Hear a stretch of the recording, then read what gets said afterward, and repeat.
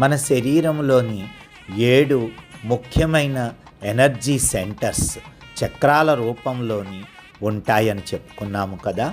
వీటిల్లోనే 6వ చక్రము ఆజ్ఞాచక్రము. ఆజ్ఞాచక్రము 2 కనుబొమ్మల మధ్యలో బ్రౌస్ మధ్యలోని 3rd ఐ సెంటర్గా, 3వ నేత్రం సెంటర్గా ఉంటుంది. ఆజ్ఞాచక్రము 2 దళాల పద్మముగా ఉంటుంది. దీని మధ్య ప్రదేశములోని ఒక త్రికోణము కూడా ఉంటుంది. కింది వైపుకి గీసి ఉన్నటువంటి త్రికోణము. మరి దీనికి బీజాక్షరాలు 2 ఉన్నాయి, హం, క్షం. మరికొందరు ఆజ్ఞాచక్రాన్ని యాక్టివేట్ చేసుకోవటానికి ఓంకారాన్ని కూడా ఉపయోగించుకుంటారు. మరికొందరైతే ఈ 2 ఓం మరియు క్షం రెండింటిని జపిస్తూ ఆజ్ఞాచక్రాన్ని యాక్టివేట్ చేసుకుంటారు. అంటే కొందరు ఓం ఓం అని మాత్రమే అంటారు, మరికొందరు ఓం క్షం ఓం క్షం ఓం క్షం అని కూడా జపిస్తారు. అయితే కొంతమంది హం క్షం హం క్షం అని జపిస్తూ కూడా ఆజ్ఞాచక్రాన్ని యాక్టివేట్ చేసుకుంటారన్నమాట.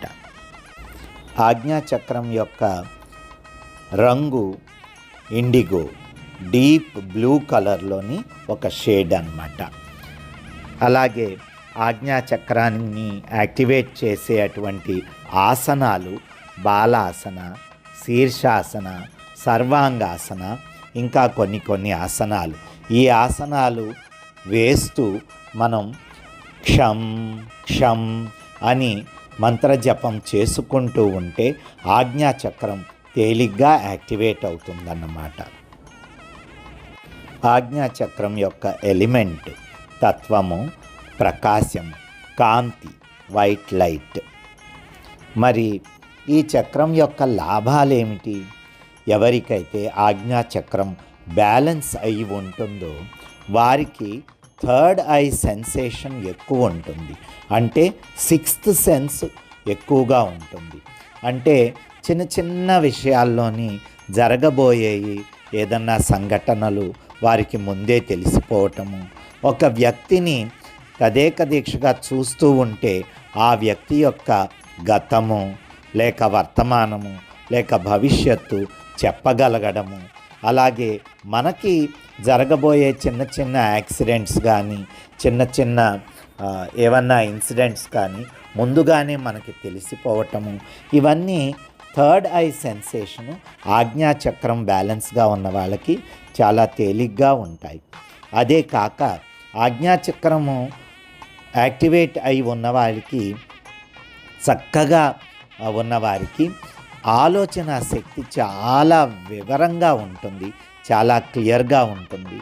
వాళ్ళకి ఎటువంటి సమస్యలోని కూడా ఆలోచన శక్తి కోల్పోరు, చక్కగా ఆలోచించగలుగుతారు, కంగారు పడిపోరు, గాబరా పడిపోరు. అలాగే హయ్యర్ కాన్షియస్నెస్ అంటే ఆత్మ ఏమిటి, పరమాత్మ ఏమిటి, ఆ పరమాత్మని అందుకోవటానికి ఆత్మ ఏమి చేయాలి, ఇవన్నిటికీ తొలి అడుగుగా ఆజ్ఞాచక్రం ఆ జ్ఞానాన్ని సాధకుడికి ప్రసాదిస్తుందన్నమాట. ఆజ్ఞాచక్రం చక్కగా యాక్టివేట్ అయి ఉన్నవారికి స్పిరిచువల్ శక్తి, ఆధ్యాత్మిక శక్తి ఎక్కువ ఉంటుంది. పరమాత్మ గురించి వారికి ఎక్కువ జ్ఞానం ఉంటుంది.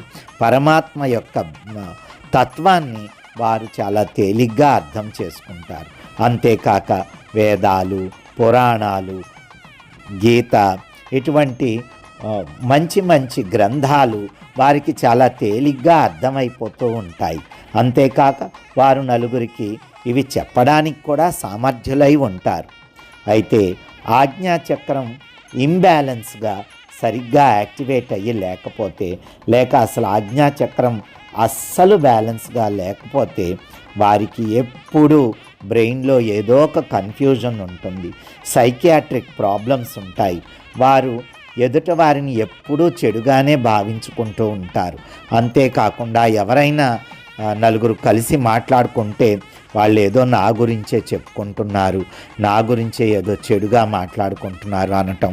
మనతోటి ఎవరైనా మాట్లాడినా కూడా ఆ మాటల్లోని ఏవో పరమార్థాలు తీసేసి అదిగో నన్ను ఇలాంటి మాటలు అన్నారు అని అనుకోవటము.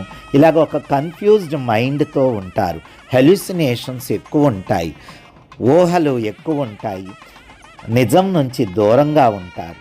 అంతేకాక ఆజ్ఞాచక్రం ఇంబ్యాలెన్స్గా ఉన్నవారికి ఎప్పుడూ తల బరువుగా ఉండటము, హెడేక్, తల నొప్పి విపరీతంగా ఒకవైపు కానీ లేకపోతే మొత్తం తలంతా కూడా నొప్పి ఎక్కువ ఉండటము, కంటికి సంబంధించినటువంటి వ్యాధులు, చూపు తక్కువగా ఉండటము, నిద్ర లేకపోవటము, ఇంకా మెంటల్ బ్యాలెన్స్ లేకపోవటము, నరాలు నాడులు ఎక్కడెక్కడో నొక్కుకుపోయి ఉండటము, ఇమోషనల్గా ఎప్పుడూ ఏదో ఒక డిప్రెషన్లో ఉండటము, దుఃఖంతో ఉండటము, అనవసరం అయినటువంటి ఆలోచనలతో ఉండటము, చెవిపోటు ఎక్కువగా రావటము. ఇలాగా ఆజ్ఞాచక్రం ఇంబ్యాలెన్స్గా ఉన్నవారికి ఆ చక్రం చుట్టుపక్కల ఉన్న ప్రదేశాలన్నీ కూడా డిస్టర్బ్ అయ్యి ఉంటాయన్నమాట.